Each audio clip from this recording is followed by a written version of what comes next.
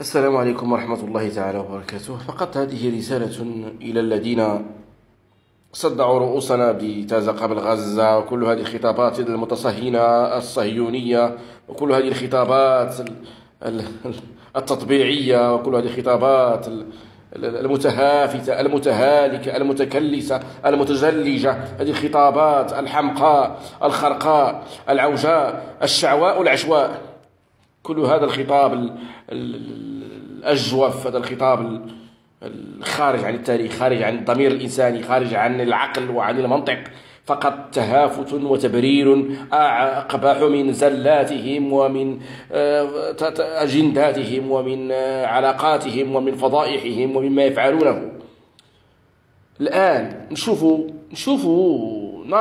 نرى الآن نشوفوا زعما دابا هاد الناس ديال الدنمارك، هاد الناس ديال الدنمارك شنو داهم زعما، شنو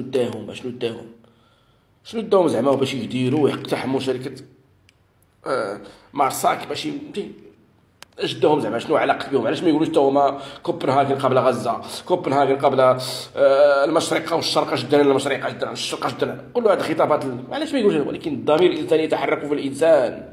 علاش بلجيكا، علاش فرنسا، هولندا، ايطاليا، وقس على ذلك اوروبا، امريكا، هاد الناس كلهم ضميرهم، يهود وغير يهود، مسلمين، كلهم هذاك الضمير الحي. علاش تينوضوا زعما تنوضوش نتوما الان في الدول العربيه، وخصوصا في شمال افريقيا، وخصوصا هاد الناس المتامزغين، هاد المتصهينين، وخصوصا بعض الناس وبعض اليساريين اللي ضافوا ليهم المتمخزنين، وهاد الناس كلهم اللي تيدافعوا على وتيبروا بالتطبيع ويبروا التمخزين ويبروا العلاقات مع اسرائيل. اخزاكم الله، خيب الله ظنكم، قبح الله مسعاكم وسعيكم، فضحتم ايما فضيحه.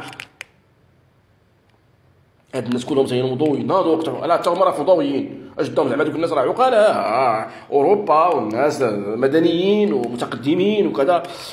دابا الان شنو بقى، اش بقى لكم تقولوا زعما؟ ما بقى لكم والو، لان انسانيتكم مات، قلوبكم فيهم مشكل، عقلكم فيه مشكل. تتقلبوا ديما تظنون ان الخير في اسرائيل، ان الخير في الصهاينه، الخير في هؤلاء. لا خير فيهم ابدا. والدليل هو تجارب كثيره جدا علمنا التاريخ كيف هم الان علاقه غير فيما بينهم بعد اصلا بيناتهم تحسبهم جميعا وقلوبهم شتى، بمعنى أصبحتم نشازا، النشاز المعرفي، النشاز السياسي، النشاز الثقافي، أصبحتم نشازا، بقيتوا ناس ما عندكم كذا إلى آخره، من أجل مصالح ضيقة، والشيطان وسوس لكم وزين لكم أعمالكم، وظننتم أنكم بهذا سوف تنالون من إسرائيل شيئا، أو أن نرى البلاد وكذا، وقضية الصحراء، كل هذا وهم في وهم، لا علاقة لقضية الصحراء بكل ما يفعلونه. أن تبيعوا البلاد من أجل كل هذا التطبيع مع كيان مجرم غاصب محتل لعين حقير، فهذا والله خيانة بعد خيانة وإجرام.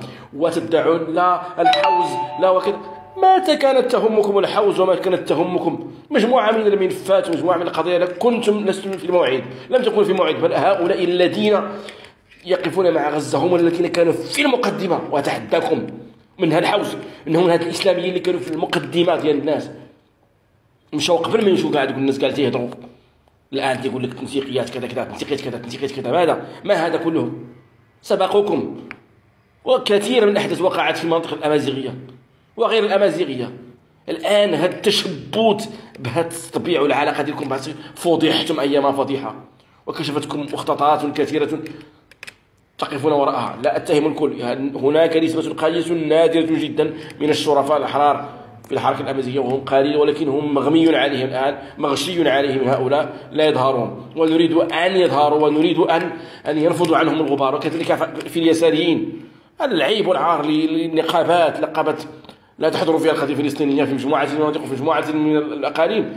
الحقيقة الفلسطينية أصبحوا غيبوها بدعوى العلاقة بالمخزن، أو أنهم خضوع لإملاءات أو كذا. كل هذا فضيحة، والله فضيحة، عار عليكم أن العالم كله يقف مع غزة، ويقف مع هذا الشعب المكلوم المهضوم حقوقه، ويقتل إبادة جماعية واستهراء عرقي، واستهداف للمدنيين، واستهداف للإسعاف، واستهداف للأونروا، واستهداف للأمم المتحدة، بل حتى يقتلون.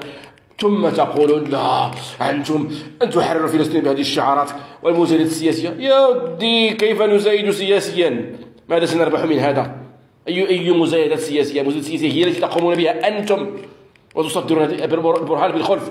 كفاكم هذه التبريرات الوقحة القبيحة الشنعاء. السلام عليكم ورحمة الله تعالى وبركاته.